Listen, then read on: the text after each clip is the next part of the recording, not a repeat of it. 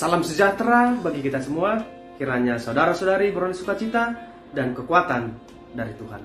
Renungan harian pada hari ini, Rabu 13 Oktober 2021, tertulis dalam Kolose 3 ayat 23. Saya akan bacakan untuk kita semua. Demikian sabda Tuhan.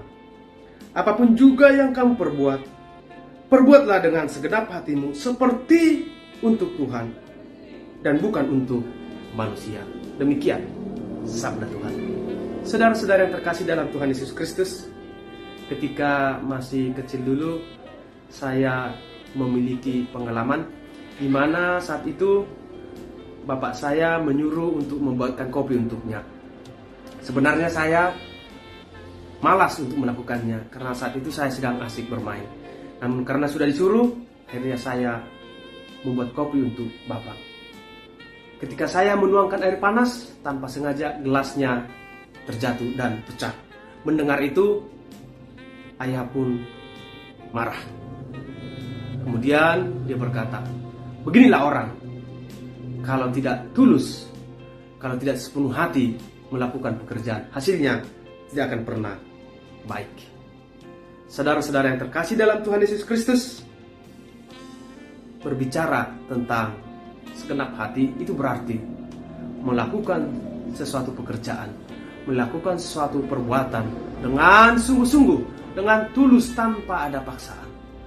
Sukarela, segenap hati berarti dengan sekuat tenaga, tanpa ada di sana keterpaksaan. Tetapi benar-benar melakukan pekerjaan itu dari hati yang ikhlas. Saudara-saudara yang terkasih dalam Tuhan Yesus Kristus, tentu berbeda sekali melakukan pekerjaan dengan segenap hati dengan setengah hati. Misalnya, jika kita mencintai pasangan kita dengan segenap hati, tentulah kita dengan sungguh-sungguh mengasihinya. Tentulah kita mau berkorban untuknya. Tetapi ketika kita mengasihi seseorang itu dengan setengah hati, tentu kita tidak akan pernah tulus untuk mencintainya. Tentu kita tidak akan pernah dengan segenap hati untuk mengasihinya.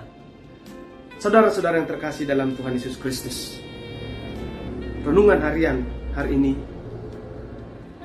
menyapa kita agar apapun yang kita perbuat, yang tentunya yang berkenan kepada Tuhan, lakukanlah dengan segenap hati.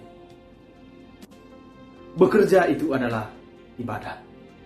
Ibadah itu tidak hanya berdoa, bernyanyi, mendengarkan khotbah di dalam ibadah-ibadah yang kita lakukan di gereja. Lebih daripada itu,